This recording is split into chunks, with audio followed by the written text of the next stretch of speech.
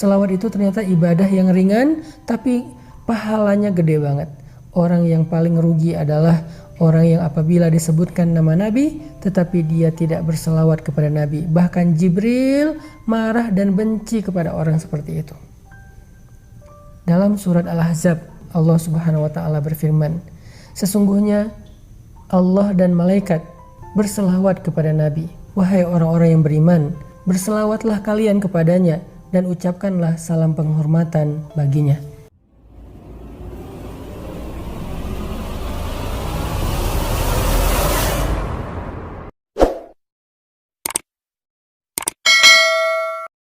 Bismillahirrahmanirrahim. Assalamualaikum warahmatullahi wabarakatuh. Nabi adalah orang yang paling berjasa dalam kehidupan kita, teman-teman. Lebih daripada jasa seorang ibu kepada anaknya, lebih daripada jasa seorang ayah kepada putra-putrinya, lebih daripada jasa seorang suami yang mencari nafkah siang dan malam kepada istrinya, lebih daripada jasa seorang istri yang setia untuk memenuhi semua kebutuhan suaminya, lebih daripada jasa seorang guru kepada muridnya walaupun guru itu tidak menuntut balasan apa-apa. Lebih dari siapapun dalam kehidupan kita, orang yang paling berjasa bagi seorang muslim, bagi seorang mukmin adalah Rasulullah Sallallahu Alaihi Wasallam. Kenapa? Seandainya seorang ibu pernah melahirkan kita dengan segala macam pengorbanan beliau, Nabi pernah berkorban untuk kita sehingga kita menjadi seorang muslim, sehingga kita mengenal akidah, kita mengenal kebenaran, kita mengenal jalan Allah Subhanahu wa Ta'ala. Nabi yang memperkenalkan kita kepada Allah.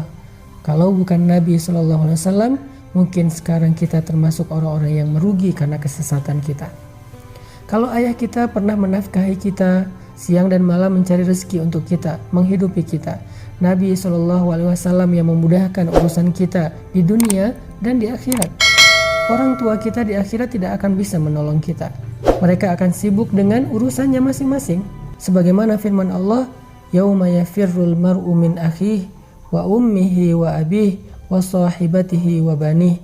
Hari ketika seseorang lari dari saudaranya, dari ibunya atau ayahnya, dari pasangannya dan anak-anaknya. Semua orang pada hari itu sibuk sendiri-sendiri.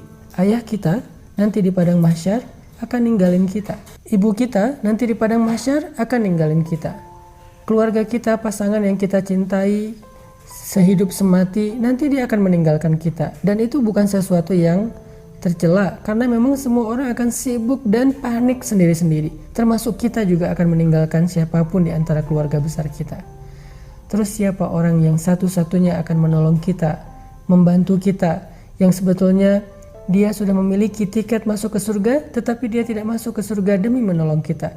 Satu-satunya orang yang akan berdiri di padang mahsyar, mengangkat tangannya ke hadapan Allah, menghadap ke arsy mengatakan, "Ya Rabbi, wahai Tuhanku, ummati, bagaimana keadaan umatku?" Satu-satunya orang yang akan peduli kepada kita hari itu adalah Rasulullah Sallallahu Alaihi Wasallam.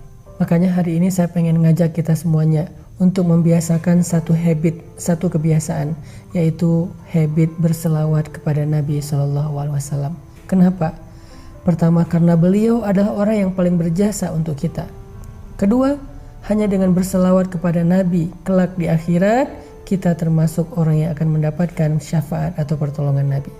Hari ini saya mau membaca beberapa ayat atau hadis tentang keutamaan salawat kepada Nabi. Mungkin selama ini kita menganggap salawat kepada Nabi itu satu hal yang ringan, bahkan cenderung kita remehkan, kita anggap nggak terlalu penting, sehingga ketika nama Nabi disebutkan, kita nggak otomatis berselawat.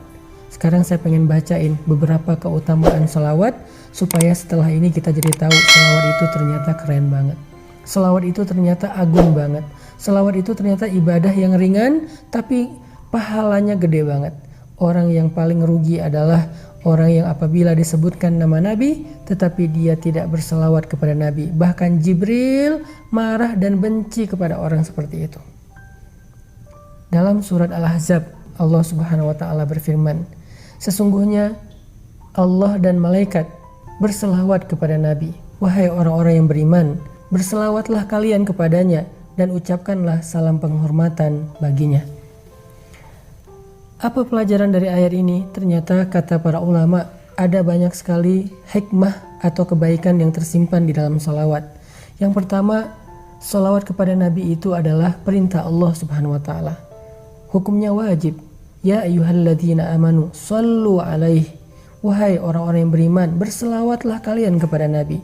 Sama seperti Allah mengatakan wa aqimus shalah, dirikanlah salat, wa atuz zakah, dan tunaikanlah zakat. Sama seperti Allah mewajibkan dan memerintahkan kutiba alaikumus shiyam, wajib bagi kalian berpuasa. Sebagaimana Allah perintahkan ibadah-ibadah yang lain secara wajib, maka seperti itulah juga kedudukan dari salawat kepada Nabi, wajib bagi orang yang beriman. Perintah Allah.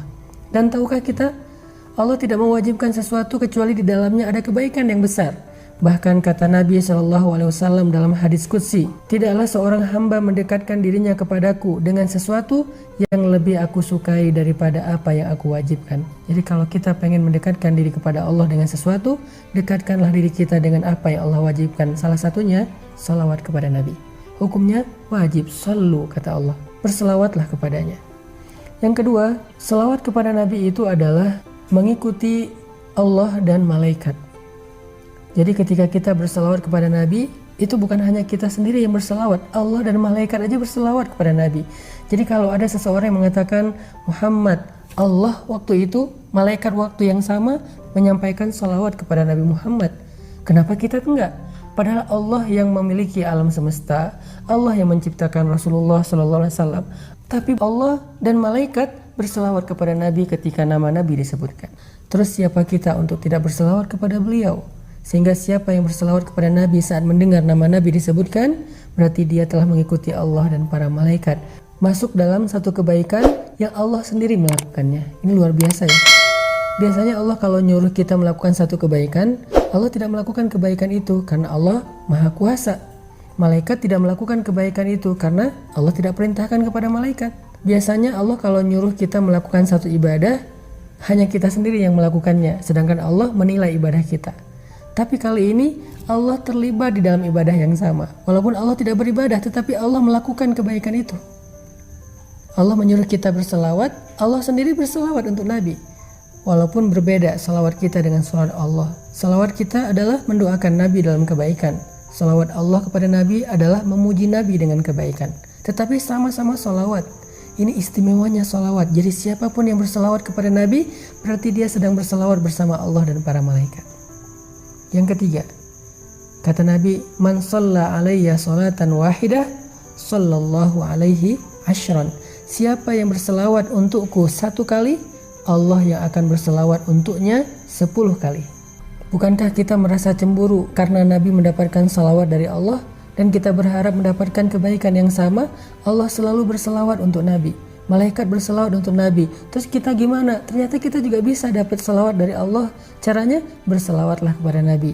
Bahkan sekali kita berselawat untuk Nabi, Allah berselawat untuk kita 10 kali.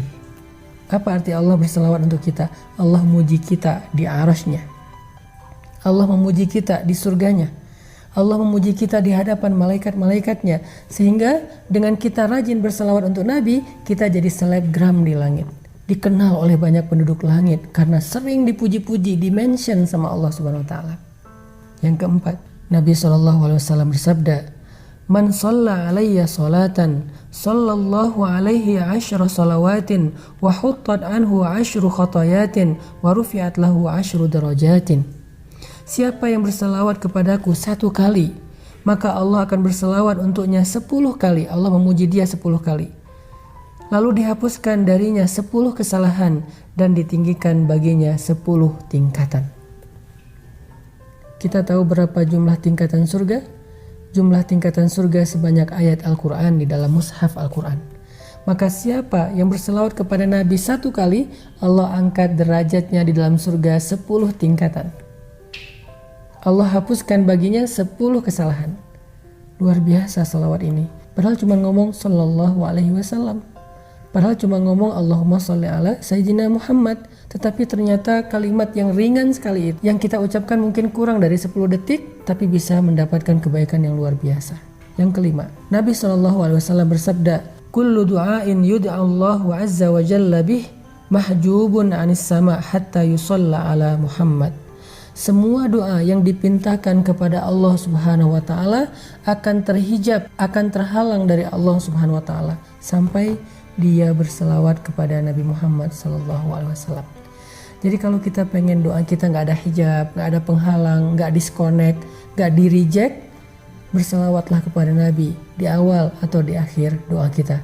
Pokoknya setiap kali kita berdoa, salawat. Insya Allah doa kita nggak ada hijab, pasti diijabah oleh Allah Subhanahu wa ta'ala. Dan yang terakhir, tahukah kita ketika kita bersalawat kepada Nabi, ternyata Allah Subhanahu wa ta'ala akan menyampaikan salawat kita kepada beliau dan beliau akan membalas salawat kita dengan salam yang sama.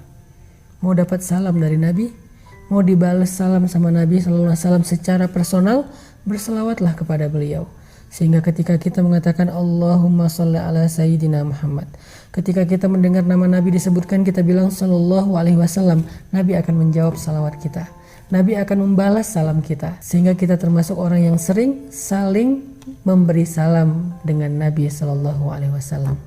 Mudah-mudahan sejak hari ini kita akan dawamkan salawat setiap kali kita mendengar nama Nabi disebutkan, atau kita bersalawat di waktu-waktu kapanpun kita mau, sehingga Allah Subhanahu wa ta'ala berikan kepada kita semua kebaikan yang ada dan terkandung di dalam salawat. Jadi hari ini kita jadi tahu ternyata salawat itu bukan amalan biasa, tetapi termasuk di antara ibadah yang ringan tapi pahalanya luar biasa di sisi Allah Subhanahu wa ta'ala. Barakallahu fikum.